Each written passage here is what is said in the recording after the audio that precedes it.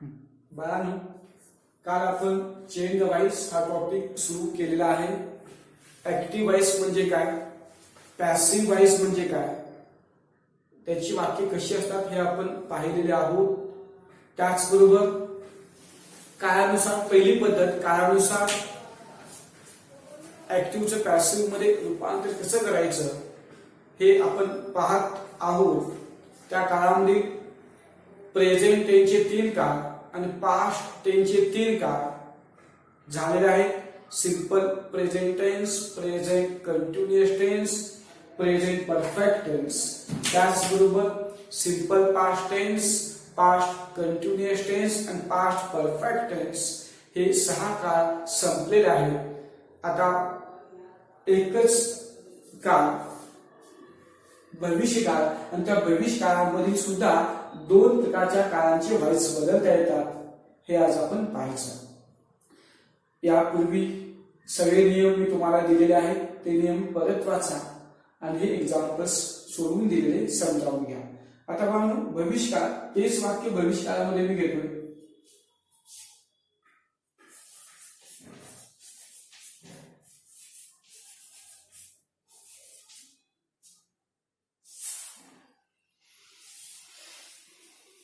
साधा भविष्य काळ,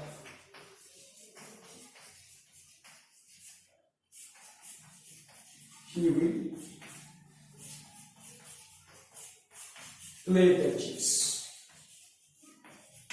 He will play the chess. हेच वाक्य साध्या भविष्य काळामध्ये रूपांतर केलो की he will play the chess. त्याचं उत्तर बघा. यामध्ये म्हणजे याचं पॅसिव्ह वॉइस मध्ये रूपांतर कसं करायचं, हे ऍक्टिव्ह वॉइस मध्ये आहे. याचं पॅसिव्ह मध्ये रूपांतर कसे करावे. सर्वात प्रथम कर्म घ्या. सर्वात प्रथम आपल्या नियमाप्रमाणे कर्म कर्त्याच्या ठिकाणी घ्यायचा, द चेस. त्यानंतर सहाय्यकारी क्रियापद विल, याच्यानंतर बी हा शब्द घ्यायचा. हा एक जागतिक बदल आहे. यामध्ये विशेष अर्थदर्शक सहाय्यकारी क्रियापद आहे. द चेस विल बी प्लेचं प्लेट मध्ये रूपांतर, प्लेचं प्लेट मध्ये रूपांतर. त्यानंतर बाय आणि त्यानंतर ही मध्ये रूपांतर. हे झालं प्रथम ऑब्जेक्ट विल किंवा शाल, त्यानंतर बी, प्लेचं प्लेट, त्यानंतर बाय आणि ही मध्ये रूपांतर. The chess will be played by he.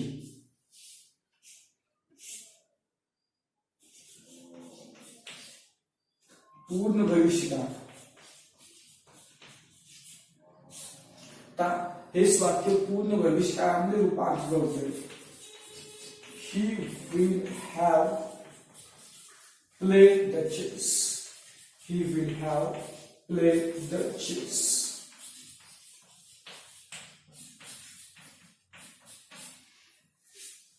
AB मध्ये रूपांतर केलं, he will have played the chess.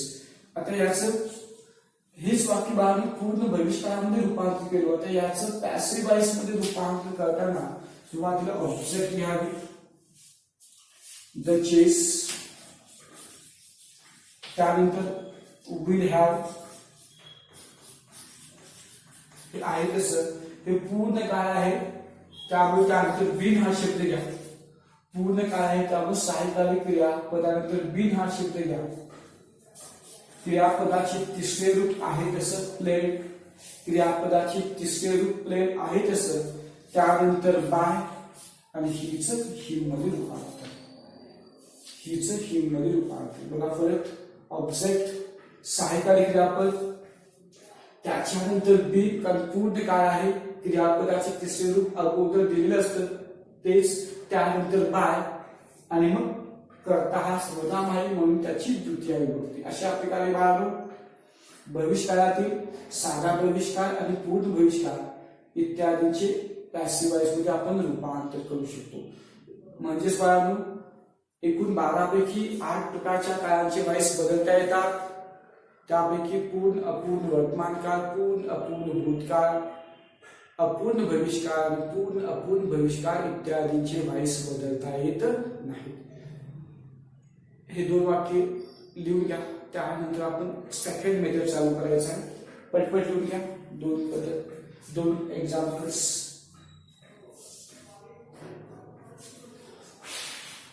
पटपट लिहून घ्या. 2 एक्झाम्पल्स.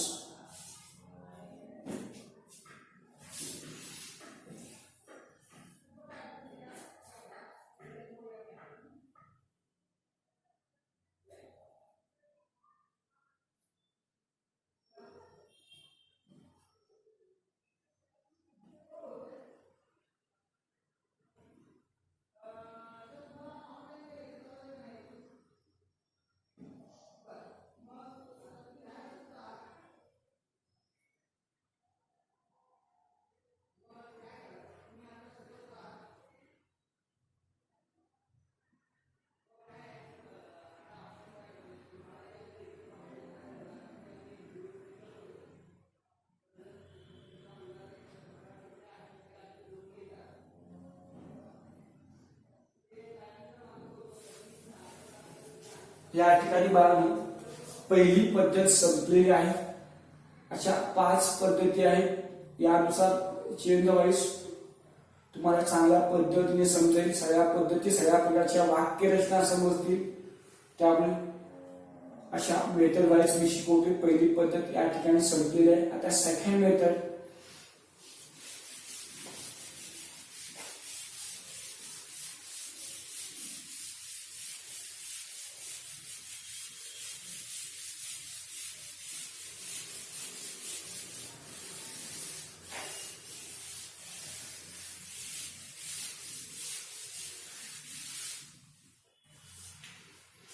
फक्त माझ्यासोबत बाळांनो second method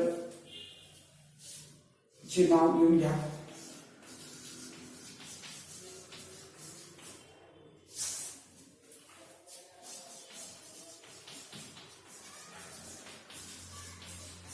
having model auxiliary verb.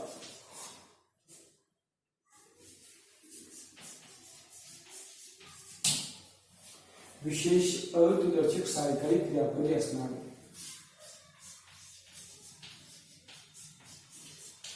विशेष अर्थदर्शक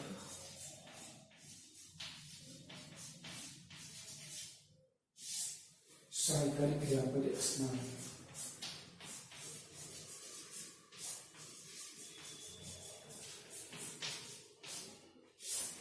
विशेष अर्थदर्शक सहाय्यकारी क्रियापदे असणारे.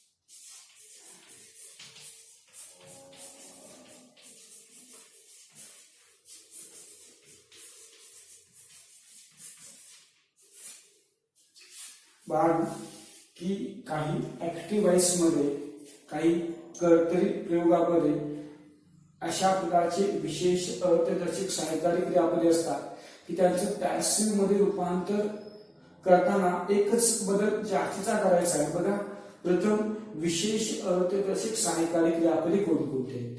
Will, shall, would, should, can, कुड, मे, माइट, मस्ट, ऑट टू, नीड टू आणि डेअर टू हे विशेष अर्थदर्शक सहाय्यकारी क्रियापदे आहेत. बाळ आता जर ऍक्टिव्हाइसच्या वाक्यामध्ये यामध्ये एखादं जरी सहाय्यकारी क्रियापद असेल तर पीव्ही मध्ये जास्तीचा बदल कोणता करावा हे काही एक्झाम्पल्स मी तुम्हाला सोडून दाखवतो.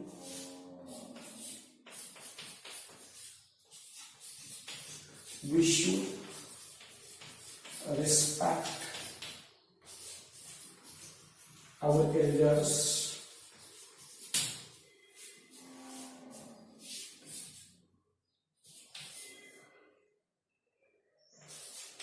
She can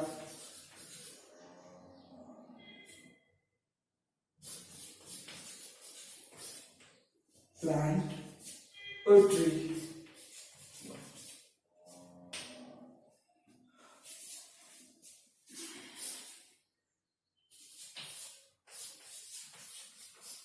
boys would submit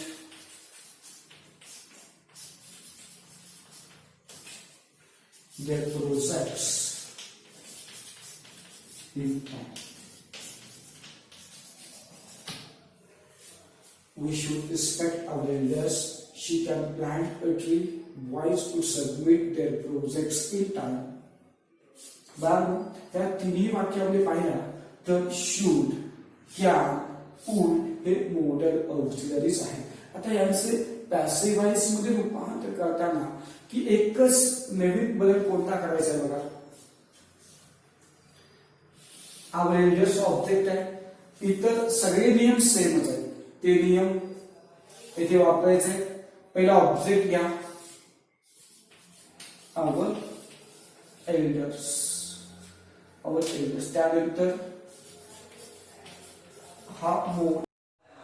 बाळांनो, मी सांगितल्याप्रमाणे हे सहाय्यकारी क्रियापदे लिहून घ्यायचे आहेत आणि त्याच्यानंतर मी तुम्हाला एक नियम देतोय, तो नियम लिहून घ्यायचा.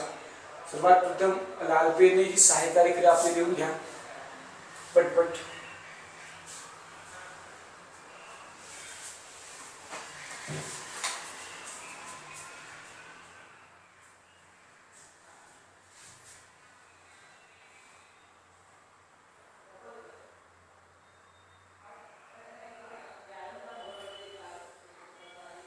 कंसामध्ये सर्व सहाय्यकारी क्रियापदे लिहून घ्या. त्याच्या खाली एक नियम देतोय, तो नियम घ्या.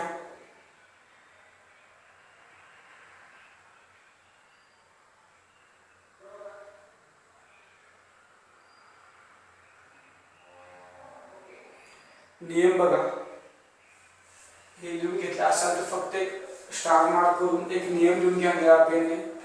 जर दिलेल्या एबीच्या वाक्यामध्ये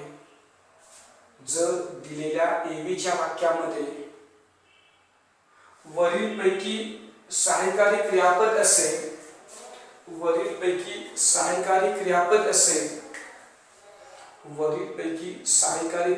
असेल तर पीव्हीच्या वाक्यामध्ये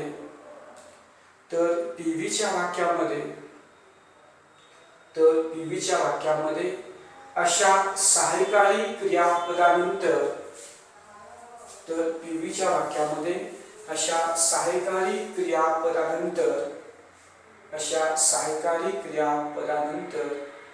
बी लिहून, बी सिंगल उत्तर चिन्हामध्ये बी लिहून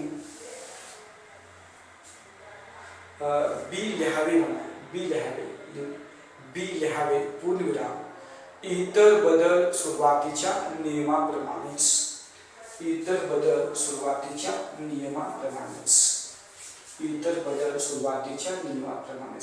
आता त्या नियमाखाली हे 3 एक्झाम्पल्स घ्या.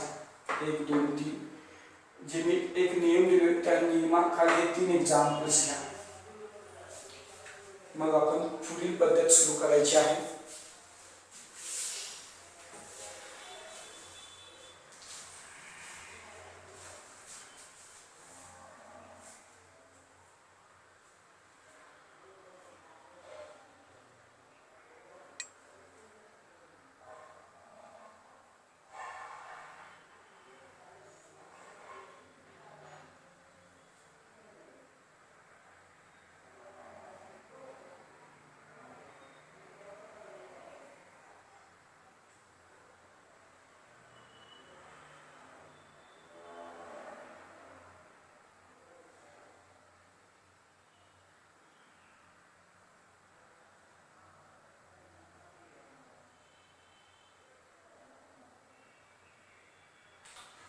तिन्ही एक्झाम्पल्स घ्या.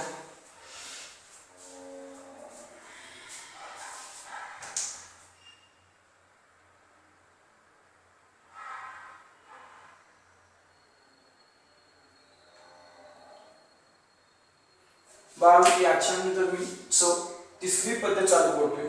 सेकंड मेथड विशेष अर्थदर्शक सहाय्यकारी क्रियापदे असणारे या ठिकाणी संपलेला आहे. आता तिसरी पद्धत सुरू करतोय.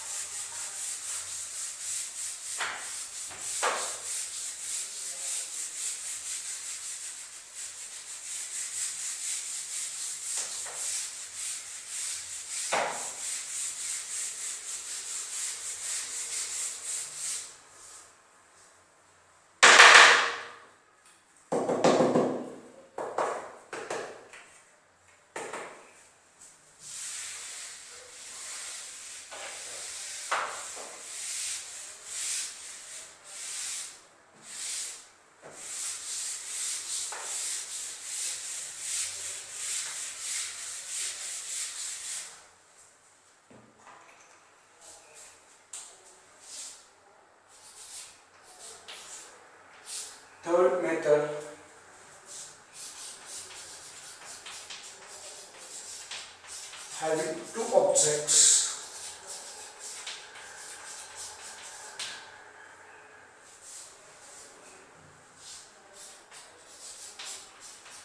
प्रत्यक्ष व अप्रत्यक्ष, प्रत्यक्ष व अप्रत्यक्ष कर्म असणार, प्रत्यक्ष व अप्रत्यक्ष कर्म असणार. बाण काही वाक्यामध्ये, काही देवीच्या वाक्यामध्ये दोन कर्म असू शकतात, प्रत्यक्ष आणि अप्रत्यक्ष. अशा वाक्यांचे पॅसिव्ह वॉइस मध्ये रूपांतर कसे करावे बघा. एक example, I gave him a nice gift.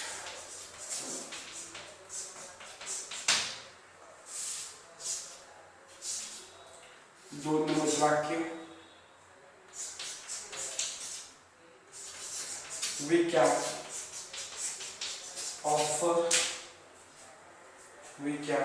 offer her a job. We can offer her a job. बाळ, या दोन्ही वाक्यात दोन कर्म आहेत बघा. ते दोन कर्म कोणते? I gave him a nice gift, यामध्ये हिम आणि नाइस गिफ्ट हे दोन कर्म आहेत. आता यामध्ये प्रत्यक्ष कर्म कोणतं आणि अप्रत्यक्ष कर्म कोणतं हे कसं ओळखायचं? मी तुम्हाला कर्म शोधताना एक क्ल्यू दिलोय. क्रियापदास काय किंवा कोणासने प्रश्न विचारावे.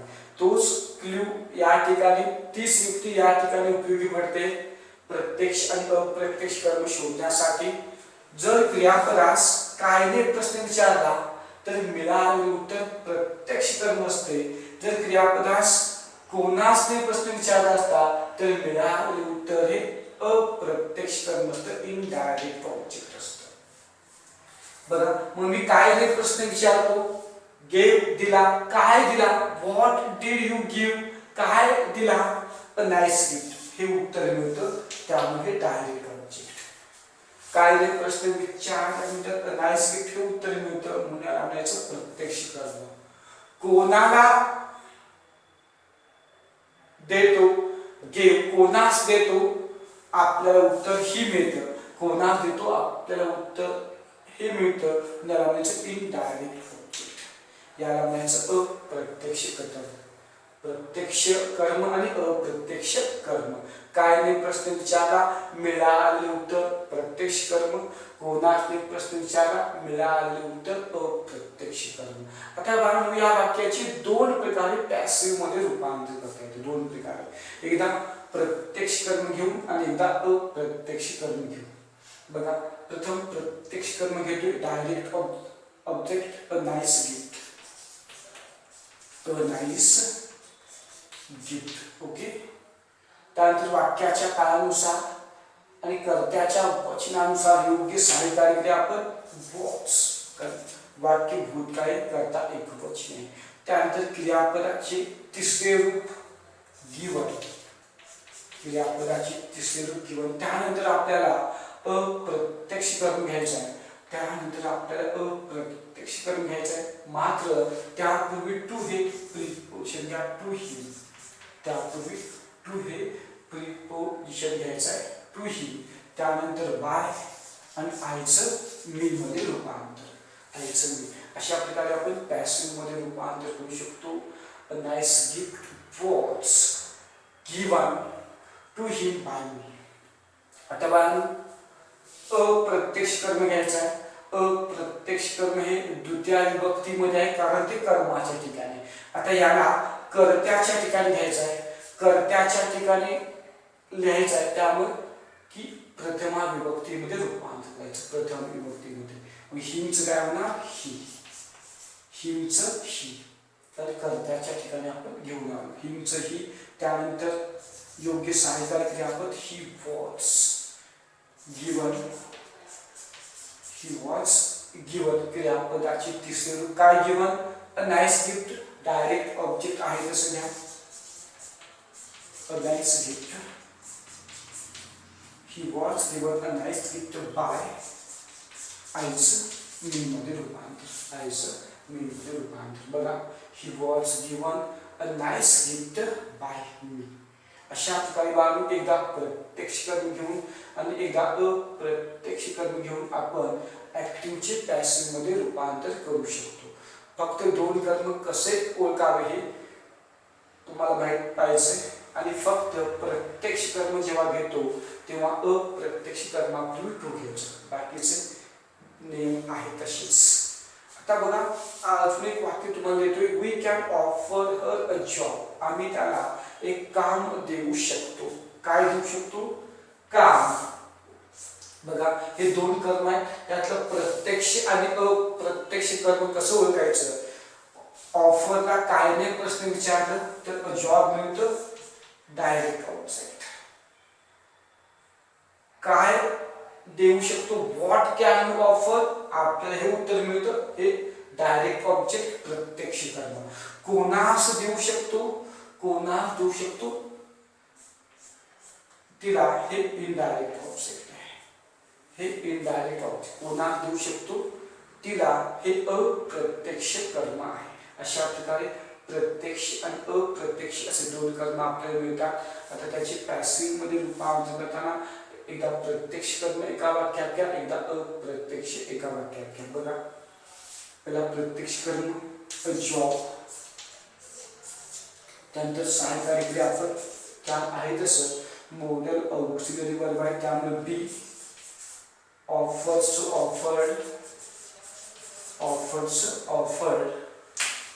तिसरं त्यानंतर इनडायरेक्ट ऑब्जेक्ट घ्यायचे मात्र त्यापूर्वी टू. इनडायरेक्ट ऑब्जेक्ट घ्यायचे मात्र त्यापूर्वी टू हर बाय विच अस मध्ये which us. A job can be offered to her by us. आता बघा की अप्रत्यक्ष कर्म घेऊन पॅसिव्ह मध्ये रूपांतर करूया. ह हे द्वितीय विभक्तीमध्ये आहे की त्याचं प्रथमा विभक्ती शी होणार. शी कॅन, शी कॅन. त्यानंतर बी सहाय्यकारी क्रियापद ऑफर्स ऑफर्ड. तिसरे रूप काय? Offered a job. त्यानंतर बाय आणि त्यानंतर अशा प्रकारे दोन कर्म असणाऱ्या वाक्यांचे दोन प्रकारे पॅसिव्ह मध्ये आपण रूपांतर करू शकतो. एकदा एका वाक्यात प्रत्यक्ष कर्म घेऊन आणि दुसऱ्या वाक्यात अप्रत्यक्ष कर्म घेऊन. बघा, या ठिकाणी काही नियम लिहून घ्यायचे. त्यानंतर मग हे 3 एक्झाम्पल्स लिहा. पहिला नियम घ्या. पहिला नियम पटपट घ्या. पहिला नियम, काही एवीच्या वाक्यामध्ये प्रत्यक्ष व अप्रत्यक्ष असे दोन कर्म असू शकतात. काही एवीच्या वाक्यामध्ये प्रत्यक्ष व अप्रत्यक्ष असे दोन कर्म असू शकतात. प्रत्यक्ष आणि अप्रत्यक्ष यांना सिंगल उत्तर चिन्हामध्ये ठेवा. प्रत्यक्ष व अप्रत्यक्ष कर्म असू शकतात. काही एवीच्या वाक्यामध्ये प्रत्यक्ष व अप्रत्यक्ष असे दोन कर्म असू शकतात.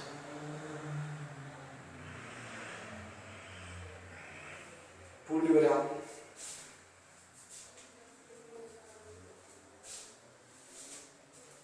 पुढील नियम, जर दिलेल्या वाक्यामधील क्रियापदास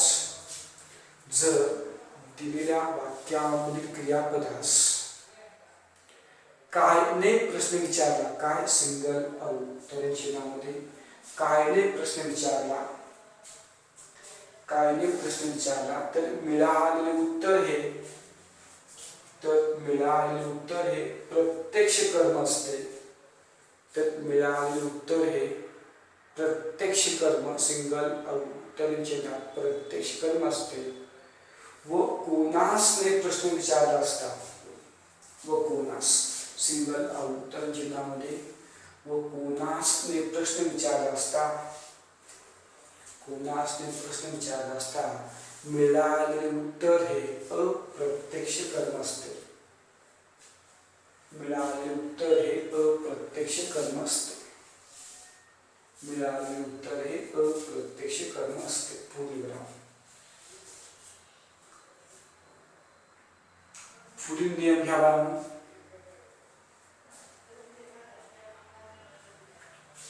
जेव्हा पीव्हीच्या वाक्यामध्ये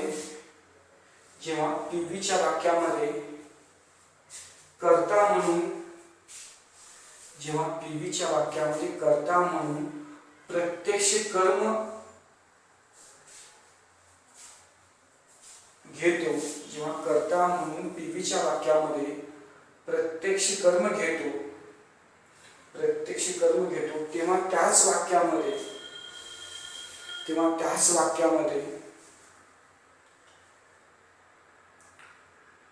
त्याच वाक्यामध्ये क्रियापदात स्वल्पविराम, त्या क्रियापदाच्या तिसऱ्या रूपानंतर,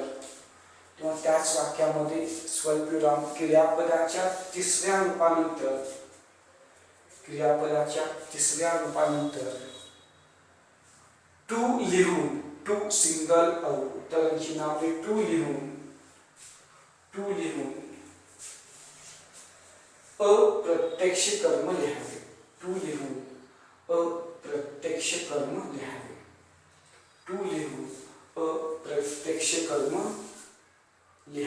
पूर्णविराम.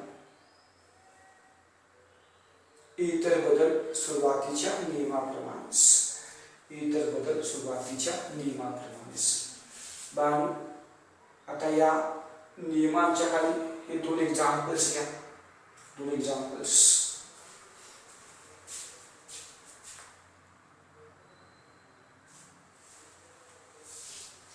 पटपट घ्या.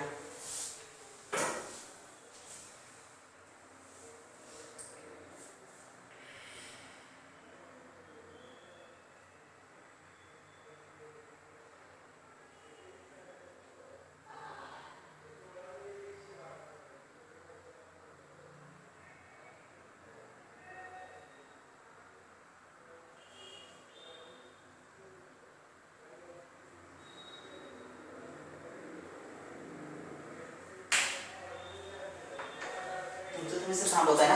नाही, चालू आहे काय ते लिहून घेत आहेत मुलं. 2 मिनिट थांबते मी तिथं.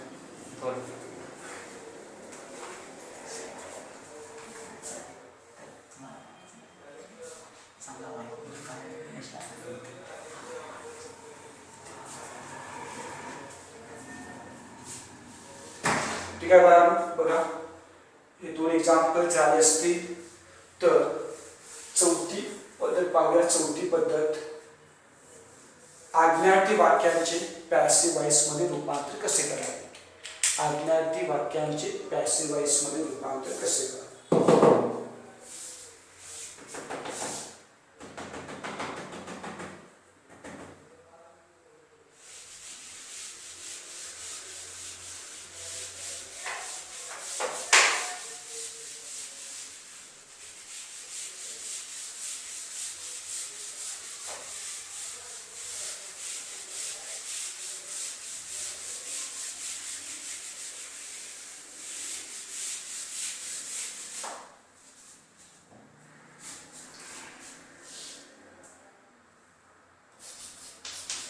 Fourth method,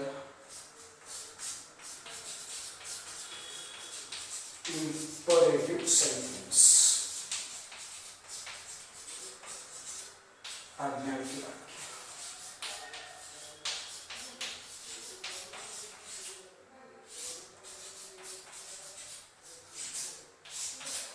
आज्ञार्थी वाक्यांची पॅसिव्ह वॉइस मध्ये रूपांतर कसे करावे.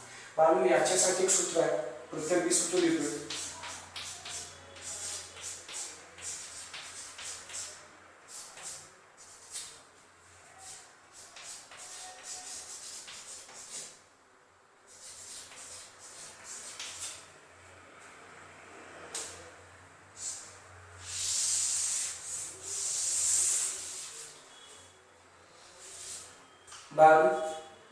आज्ञार्थी वाक्य म्हणजे काय हे आपण शिकलो. तुम्ही सुद्धा इयत्ता 8वी मध्ये शिकलेला आहात.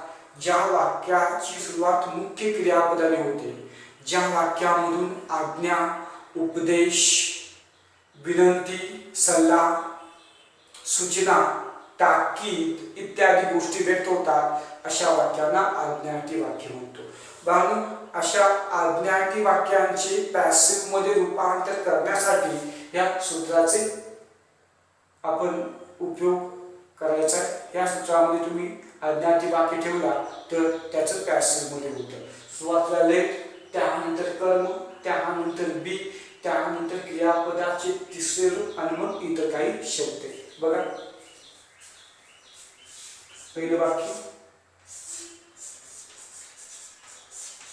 Open your text books. Open your text books.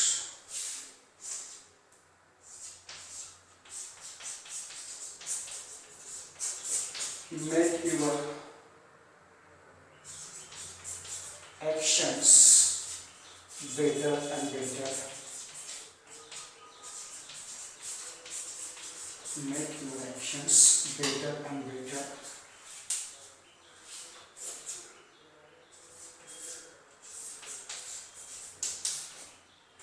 Don't neglect your health. Don't neglect your health. बाळांनो, इकडे बघा, या तिन्ही वाक्यांची सुरुवात मुख्य क्रियापदाने झालेली आहे, त्यामुळे यांना आज्ञार्थी वाक्य म्हणतो. पहिलं वाक्य ओपन युअर टेक्स्ट बुक्स.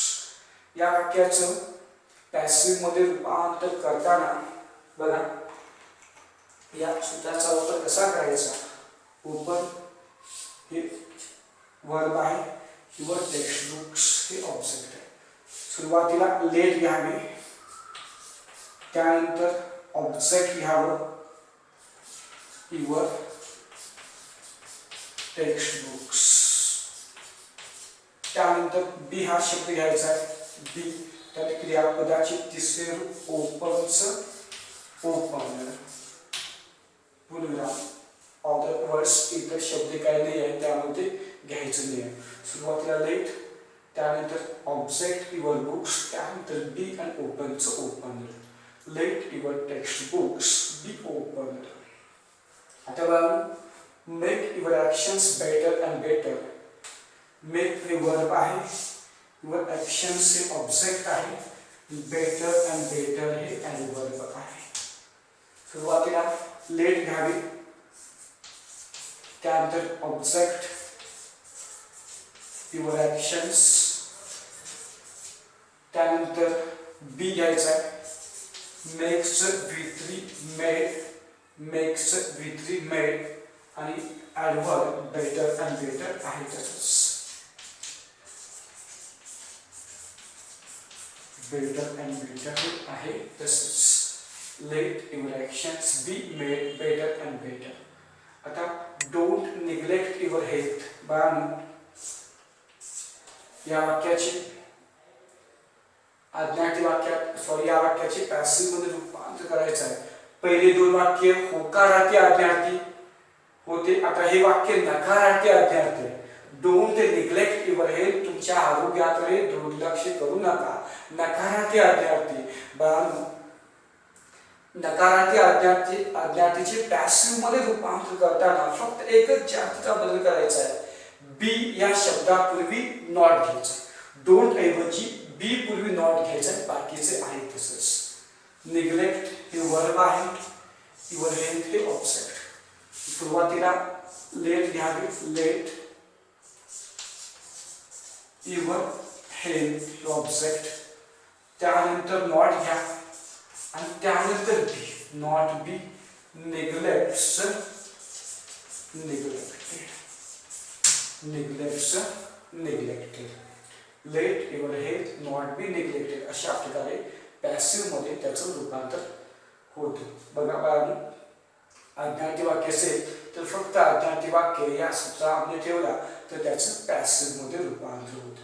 आता बाळांनो, डिटेलमध्ये मी सूत्र लिहून घेत नाही, लिहून देत नाही, फक्त लाल पेनने हे सूत्र लिहून घ्या. याच्या खाली एक नियम देतो आणि मग हे एक्झाम्पल्स लिहून घ्यायचे. लाल पेनने हे सूत्र लिहून घ्या पडदेशी आणि त्याला बॉक्स करायचा आहे.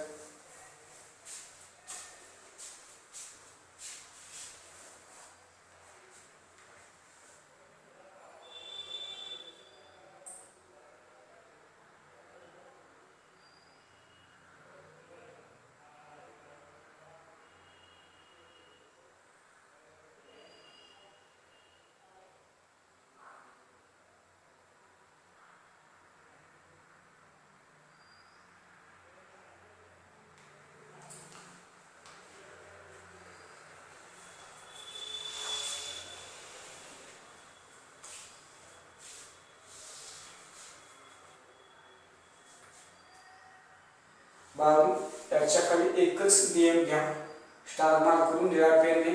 जर दिलेले आज्ञार्थी वाक्य नकारार्थी असेल, जर दिलेले आज्ञार्थी वाक्य नकारार्थी असेल, जर दिलेले आज्ञार्थी वाक्य नकारार्थी असेल तर पीव्ही वाक्यामध्ये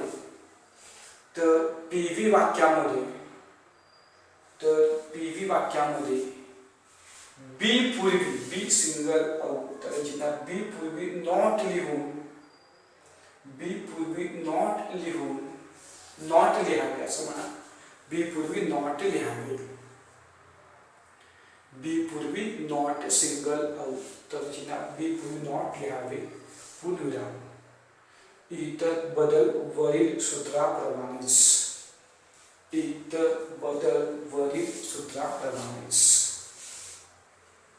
इतर बदल वरील सूत्राप्रमाणेच. बाळांनो, आता काय करायचं आहे, त्या माहिती खाली 1 2 3 हे 3 एक्झाम्पल्स लिहून घ्या.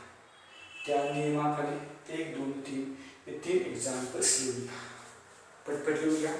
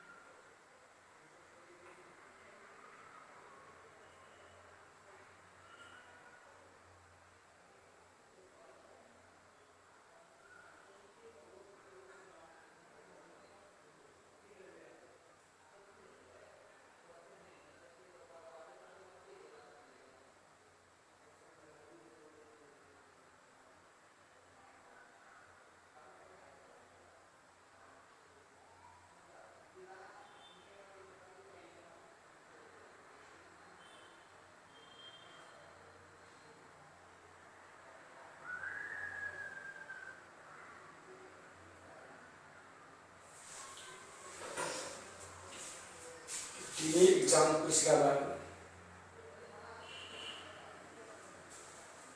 पण या ठिकाणी आज्ञार्थी वाक्य समजलेलं आहे. आज्ञार्थी वाक्याचे पॅसिव्ह मध्ये रूपांतर कसे करावे हे आपण शिकलेलो आहोत. आता बाळांनो, पाचवी पद्धत एकच राहिलेली आहे. पण 1 2 3 4 या चारही पद्धतीमध्ये आपण ऍक्टिव्हचं पॅसिव्ह मध्ये कसं रूपांतर करायचं हे पाहिलं. आता या पाचव्या पद्धतीमध्ये पॅसिव्हचं ऍक्टिव्ह मध्ये रूपांतर कसं करायचं, पॅसिव्हचं ऍक्टिव्ह मध्ये रूपांतर कसं करायचं ते पाहायचं आहे.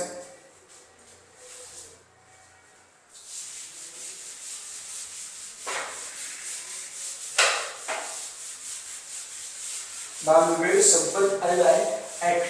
पॅसिव्हचं ऍक्टिव्ह मध्ये रूपांतर कसे करायचं हे पुढील लेक्चर मध्ये शिकवतो. त्यापूर्वी अजून एक एक्झाम्पल मी इम्पोरेटिव्हचं घेतो. त्यानंतर आपण पॅसिव्हचं ऍक्टिव्ह मध्ये रूपांतर पुढील लेक्चर मध्ये पाहायचं आहे. आता वेळ संपत आलेला आहे. फक्त अजून एक वाक्य घ्या.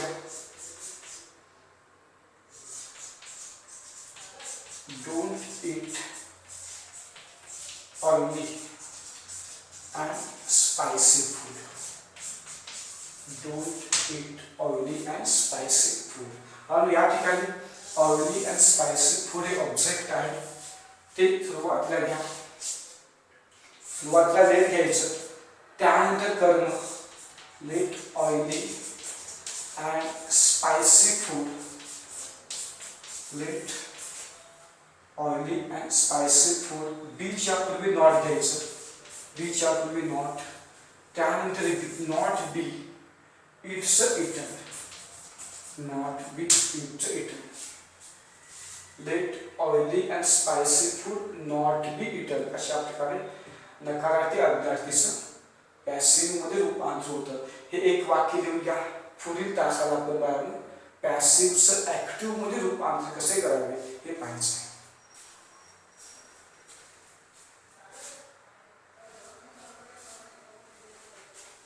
पॅसिव्हचं ऍक्टिव्ह मध्ये रूपांतर कसे करावे आपण पाहायचं. पटपट लिहून घ्या.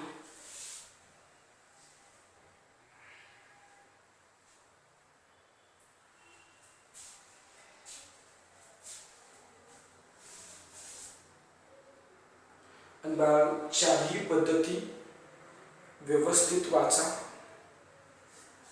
पहिल्या पद्धतीमध्ये तुम्हाला सगळे नियम अगदी डिटेलमध्ये दिलेले आहेत, ते नियम वाचा.